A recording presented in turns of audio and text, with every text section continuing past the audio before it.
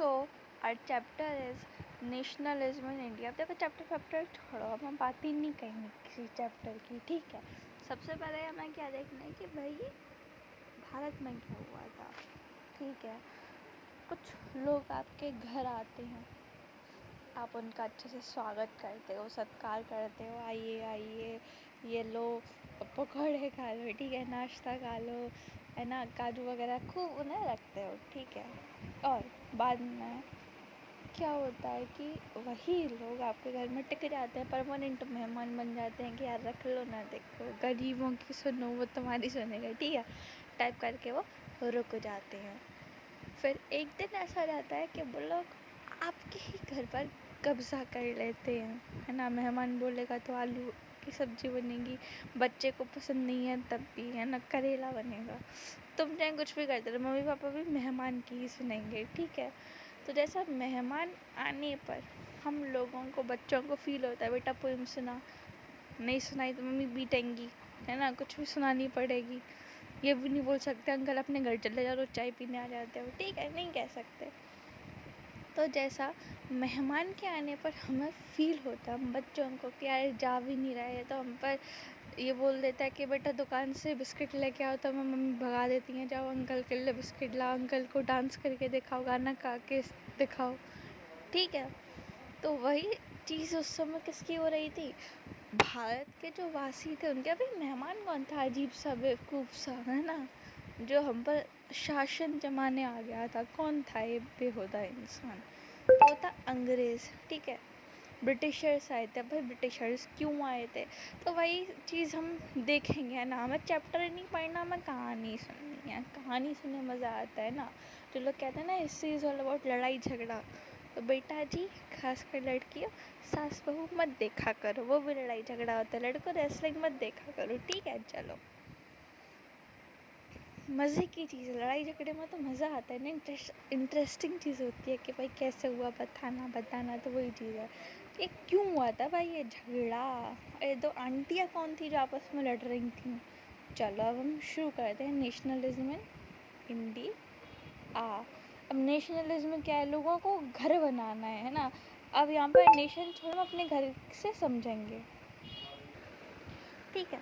तो चलो अपने घर की कहानी समझते हैं। तो देखो जैसे कि हमें मालूम है कि भाई जो यूरोप था हमारा पड़ोसी तो नहीं है, दूर का पड़ोसी, है ना। तो वहाँ पर भी एक, अच्छा ठीक है, तो चलो वहाँ पर भी क्या हो रहा था, ऐसे नेशनलिज्म की भावना, है ना, थी वहाँ पर। लोगों में नेशनलिज्म का राइज हुआ था। लोग कह रहे थे तू भी भाई मैं तेरा भाई, चल घर बनाते हैं, तू भी पीड़ित मैं भी पीड़ित, चल घर बनाते हैं, ना, ऐसा सब कुछ चल रहा था। तो वहाँ पर क्या हो रहा था, जो लोग थे वो समझ रहे थे कि भाई हम सब तो एक हैं, है ना, हम सब क्या है, हम सब तो एक ही हैं, है ना। ये सब चल रहा था, नए नए सिंबल, नए नए आइकन, तो ये सब वहाँ पर हो रहा था। अच्छा ठीक है, तो इंडिया क्या है, इंडिया जैसे कि बाकी सारी भी कॉलोनी थी किसके, ब्रिटिशर्स की, है ना। तो इंडिया में भी क्या हुआ, इंडी कॉलोनियल मूवमेंट हुआ, होता है ना कि भाई मेहमान चल अब निकल ले, बहुत दिन हो गए, ठीक है, ये सब चल रहा था। तो महात्मा गांधी जो थे, है ना, महात्मा गांधी जी और ये सभी लोग मिलकर, नेहरू जी, और अभी इसमें एक और नाम आएगा जैसे अल्लूरी सीतारमन राजू, है ना, ये सारे लोग अभी नाम आएंगे आगे, ठीक है। तो चलो हम शुरू करते हैं। फर्स्ट वर्ल्ड वॉर इन खिलाफत, sorry, the first world war खिलाफत एंड नॉन कोऑपरेशन। देखो जो पहला फर्स्ट वर्ल्ड वॉर है ना, वो कब हुआ था, तो ईयर आपको याद हो, ईयर तो याद होनी ही चाहिए, ठीक है। 1914 से 1918 तक हुआ था क्या, फर्स्ट वर्ल्ड वॉर। खिलाफत मूवमेंट के जो आलिफ होता था, है ना, टर्की का, है ना, तुर्की ये जो हो गया, तो वहाँ का जो किंग रहता था वो क्या होता था, इनका हम कह सकते हैं रिलीजियस लीडर भी होता था एक तरह से, ठीक है। तो जब इन लोगों को ऐसा लगा कि भाई हमारा जो देखो स्पेलिंग होती है CALIPH, ठीक है, तो CALIPH क्या होता है, आलिफ। तो चलो हम आगे चलते हैं। देखो 1913 से 1980 के जो साल थे उसमें क्या था, देखो सही सी सिंपल सी चीज़ है कि भाई वर्ल्ड वॉर चल रहा था तो हालात सही तो नहीं रहे होंगे। अब देखो 1920 से 21 और 1918 से 1999 के बीच क्या हुआ, क्रॉप फेलियर हुआ इंडिया में, अब भुखमरी जैसी चीज़ें आ गई है ना, खाने की कमी हो गई, इन्फ्लुएंजा भी बढ़ गया तो भाई लोग वैसे ही मरे जा रहे हैं, दूसरा वर्ल्ड वॉर भी चल रहा था ना, तो विलेजेस से न बोल दिया अंग्रेज़ों ने कि भाई सेना में भर्ती करो, ज़बरदस्ती लोगों को सेना में भर्ती करा रहे हैं, फोर्स रिक्रूटमेंट हो रहा है ना लोगों का। अब देखो जब ये 1918 और 1990 और 1920 से 21 के बीच जब क्रॉप फेलियर हुआ, इसके साथ साथ भाई इन्फ्लुएंजा भी हो गया है ना, एक तो करेला ऊपर से नीम चढ़ा, ठीक है, तो ये सारी हो गई। तो भाई जो सेंसस है वो हमें 1921 का जो सेंसस था है ना, जैसे अभी निकलता है ना जनगणना जिसे हम बोलते हैं है ना, तो उसमें ये बताया गया है कि भाई देखो 12 से 13 मिलियन जो लोग थे है ना, वो मतलब बेचारे क्या हो गए थे, एक तरह से हम कह सकते हैं कि बहुत बुरी तरह, मतलब उनकी हालत बहुत ख़राब हो गई थी इस फेमाइन और एपिडेमिक के चलते। फेमाइन भुखमरी, एपिडेमिक जो ये महामारी फैली थी, ठीक है। चलो द आइडिया ऑफ सत्याग्रह, सत्याग्रह का आइडिया तो देखो 1915 में है ना, गांधी जी आए थे कहाँ पर, भारत में, ठीक है। कहाँ से आए थे, साउथ अफ्रीका से। साउथ अफ्रीका पर भी साउथ अफ्रीका में भी इन्होंने सत्याग्रह वगैरह चलाया था, ठीक है। वैसे लड़ने तो वहाँ पर ये केस गए थे, ठीक है। चलो तो भाई सत्याग्रह का मतलब क्या है कि भाई ट्रुथ है ना, जो ट्रुथ है और नॉन वायलेंस, उसके मार्ग पर चलो है ना। ऐसा करो कि भाई खुद ही जो आप पर नॉन जो वायलेंस करा उसे खुद ही एहसास हो जाए कि भाई वो गलत करा है, ठीक है। इस पर जो ऑपरेसर रहता था तो गांधी जी का मानना था कि भाई उस पर फोर्स मत बनाओ है ना, ऐसा कर रहे हो कि वो अपने आप ही उसका कहते हैं ना हृदय परिवर्तन हो जाए, तो तारक मेहता में होता रहता है ना, वैसे गांधी जी का हृदय परिवर्तन वो कराते रहते थे, ठीक है। ये सब था। देखो तो ये क्या है, इसमें बोला गया है कि जो ऑपरेसर है जो आपको तंग कर रहा है ना, तो है ना उसे मतलब उसे सत्य दिखाओ कि भाई सत्य क्या है, वो क्या कर रहा है ना, उसे फोर्स मत करो, सत्य के मार्ग पर चलते हुए उसे सत्य दिखाओ है ना, नॉन वायलेंस, वायलेंस यूज मत करो उसके ऊपर, ठीक है। तो गांधी जी बोलते थे कि अगर हम इस मार्ग पर चलेंगे तो सच्चाई है उसका क्या होगा, जीत होगी, truth was bound to ultimately triumph, ठीक है। गांधी जी क्या मानते थे कि भाई जो नॉन वायलेंस है उसका धर्म ही क्या है, इंडिया को यूनाइट कर सकता है, बांध कर रख सकता है, ठीक है। और गांधी जी के इंडिया में आने के बाद उन्होंने कई सारे सत्याग्रह मूवमेंट चलाए थे, जैसे 1917 में चंपारण, 1917 में चंपारण बिहार में वो गए थे, वहाँ पर जो पीजेंट थे है ना, जिन्हें प्लांटेशन पर, देखो प्लांटेशन में लोग क्या करते थे, इंडिगो की खेती कराते थे है ना, इंडिगो मतलब नील की खेती कराते थे, नील डालते हो ना कपड़ों में, सफ़ेद कपड़ों में, ठीक है।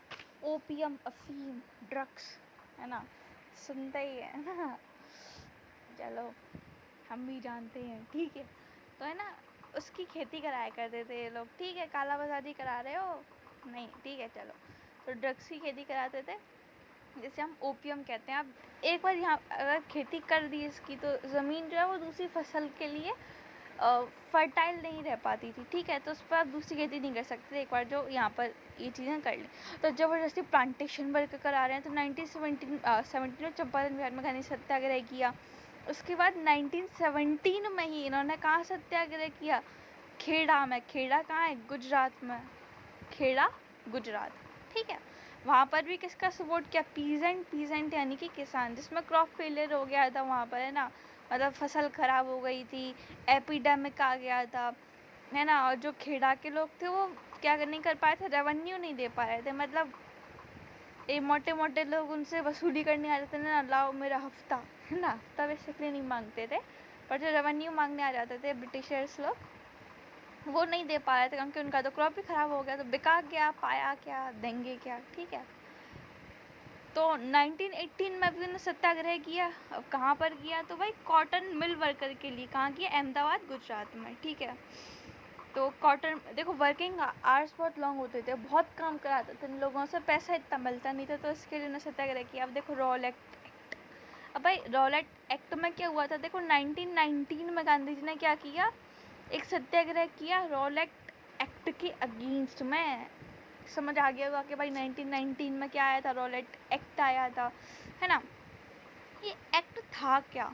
तो देखो, इस एक्ट का एक तो ये समझ लो कि इंडियन मेंबर्स ने इसे अपोज किया था, है ना। लेकिन फिर भी जो ब्रिटिशर्स ने, देखो कहना तुम्हारा तो कोई नहीं सुनता, तुम कहते रहो कि नहीं मैं करेला नहीं खाऊंगा, लेकिन मेहमान ने कह दिया तो बनकर रहेगा, ठीक है। तो वही चीज़ हो रही थी। हम बेसिकली इतने बेवकूफ़ मेहमान होते नहीं है, माना अलग अड़ियल होते हैं, पर ऐसे नहीं होते ब्रिटिशर्स की तरह, ये तो अजीब ही किस्म के लोग थे, ठीक है। चलो, तो इसने पावर दे दी थी कि ना ब्रिटिशर्स को, भाई पॉलिटिकल एक्टिविटी हो रही है, कोई तुमसे कह रहा है हमारी मांगें पूरी करो, हमारी मांगें पूरी करो, तो भाई उन्हें बिना ट्रायल के जेल में धर लो, ठीक है। बिना किसी ट्रायल के 2 साल तक के लिए तुम धर लो, कोई भी मिल रहा है उसे, ठीक है। जो भी तुम्हारा लग रहा है कि ये अपोजिशन में जा रहा है तुम्हारे, तो गांधी जी ने हड़ताल कर दी 6 अप्रैल को। अब देखो रैलीज वगैरह निकल रही हैं अलग सिटीज़ में, है ना। और कम्युनिकेशन लाइन काट दी लोगों ने कि भाई बातचीत कैसे करेगा, कर ले, है ना, क्या करेगा अब, क्या कर लोगे, ठीक है। तो क्या हुआ, जो लोकल लीडर्स थे उन्हें उठवा लिया, किसने, ब्रिटिशर्स ने, कि भाई यही नहीं रहेंगे तो तुम लोग करोगे क्या। 10 अप्रैल को क्या हुआ था, जो पुलिस थी अमृतसर में, उसने एक पीसफुल प्रोसेशन पर फायरिंग कर दी, गोलीबारी करा दी, ठीक है। बेचारे शांति से लोग खड़े थे, गोलियां चल गई, समझ ही नहीं आया, पहले तो हो गया ठीक है, डर गए वो। तो इसमें क्या हुआ कि भाई लोग गुस्से आ गए, उन्होंने बोला अच्छा मेरी बिल्ली मुझी से मैं आऊँ। तो बैंक वगैरह पर अटैक कर दिया, पोस्ट ऑफिस, रेलवे स्टेशन, यहाँ पर लोगों ने अटैक ऐसे नहीं किए थे, बैंक फैंक लूट मतलब हाँ ऐसे किया था, पर पैसा भी तो उन्हीं का था, ठीक है, हमारा ही पैसा था, हम कुछ भी करें, चलो। तो जो मार्शल लॉ था वो इम्पोज कर दिया किसने, जनरल डायर ने, ये आया ना इंसान। चलो, तो 13 अप्रैल को क्या हुआ, जलियांवाला बाग मैसेकर जो इंसिडेंट है हुआ, मैसेकर मतलब कई सारे लोगों को मार दिया, एक ह्यूज स्केल पर। जब हम लोगों को, हम नहीं मारते, हम क्यों मारेंगे, हम तो भले लोग हैं, ठीक है। जब एक ह्यूज स्केल पर लोगों को मारा जाता है तो उसे मैसेकर बोलते हैं, नरसंहार, ठीक है। तो बेचारे शांतिपूर्ण लोग, है ना, इकट्ठा हुए थे जलियांवाला बाग में, बैसाखी का फेस्टिवल था, ठीक है। बेचारे कुछ कर भी नहीं रहे थे, मेला फेरा लगा था। अब ब्रिटिशर्स ने सत्यपाल किचलू, है ना, doctor Satyapal and doctor Saifuddin Kitchlu, इन दोनों को क्या कर लिया था, उठा लिया था। तो लोग इसी के उसमें खड़े हुए थे, ठीक है। तो क्या हुआ कि भाई मार्शल लॉ लग गया कि लोग इकट्ठे नहीं हो सकते। तो डायर इस एरिया में आया, है ना। डायर ने देखा अरे यहाँ पर तो लोग इतने सारे जमा हो गए, मैंने तो मार्शल लॉ लगाया है, अपनी तो कोई इज्जत नहीं है ना। उसने बोला नहीं अब मैं दिखाता हूँ मैं कौन हूँ, है ना। दोस्त ने क्या करा दी, फायरिंग करा दी लोगों पर। छोटा सा गेट था, एक ही गेट था, पूरा दीवारों से बंद, पूरा बाग था, वो लोग भागते हुए आधे कुएं में कूद कैसे करके, है ना। अब भाई डायर देखो कितना बेवकूफ़ किस्म का, कितना, है ना, कैसा इंसान है। क्या बोल रहा है कि भाई ये तो मैंने इसलिए किया कि लोगों पर एक मोरल इफेक्ट पड़े कि हमें इन लोगों के खिलाफ नहीं आना चाहिए, ठीक है। चलो, अब जैसे ही जलियांवाला बाग की जो न्यूज़ है वो स्प्रेड हुई, तो लोग क्या करेंगे, अब लोग वही करेंगे जो उन्हें करना चाहिए, विद्रोह करेंगे, ठीक है। चलो, तो अब ये लोग जब विद्रोह करेंगे तो अंग्रेज ऐसे बैठ के तमाशा थोड़ी ना देखेंगे हाथ पे हाथ रख के, है ना, नाच बसंती वाला नहीं। उन्होंने क्या किया, उन्होंने लोगों को दबाने की कोशिश करी जितना हो सके होता। उन्होंने बोला कि भाई अपनी जो नाक है वो कहाँ रगड़ो, ग्राउंड पर रगड़ो, चलो रगड़ो, सड़कों पर लूट जाओ पूरी तरह से। अब तुम्हें ही कोई ऐसा करा दे तो मैं कैसा लेगा बताओ, है ना। सलाम करो, सलाम साहब ऐसे करो, चलो हम सारे साहिब लोग हैं, तुम हमें सलाम करो। अब मेहमान आके तुमसे ऐसे बोल रहे कि बेटा चल नाक रगड़ मेरे पैर के पास, रगड़ चल चल। अब यहाँ से लौट के देखा मुझे ऐसे रगड़ रगड़ के चल ज़मीन पर, कैसा लगेगा खुद सोचो, ठीक है। सलाम कर मुझे, चलो। तो जो रॉलेट एक्ट का मूवमेंट चल रहा था वो कहाँ पर था, इस सिटी और टाउन्स तक ही क्या था, लिमिटेड था। गांधी जी ने बोला कि नहीं हमें बड़ा क्या लाना पड़ेगा, मूवमेंट लाना पड़ेगा, ऐसे तो कुछ नहीं होगा, है ना। एक बड़े स्केल पर हम करेंगे काम, है ना, छोटे छोटे से क्या होता है। अच्छा चलो देखो, अब क्या हुआ, अब गांधी जी ने बोल दिया कि नहीं बड़े स्केल पर क्या करेंगे, मूवमेंट करेंगे हम लोग, ठीक है। तो गांधी जी ने बोला कि इसके लिए हमें हिंदू और मुस्लिम लोगों को एक साथ लाना पड़ेगा, है ना। और चुन्नू मुन्नू तो वही थे, है ना, घर में। हम एक मुन्नू को तो मेहमान ने 10 रुपये दे दिए थे आते, वो तो खुश हो गया था कि मैं तो इसकी साइड लूँगा, इसकी साइड लूँगा। चुन्नू को 5 रुपये दिए थे, वो बेचारा परेशान था, है ना। सीरियसली मत लेना, केवल एग्जाम्पल है, ठीक है।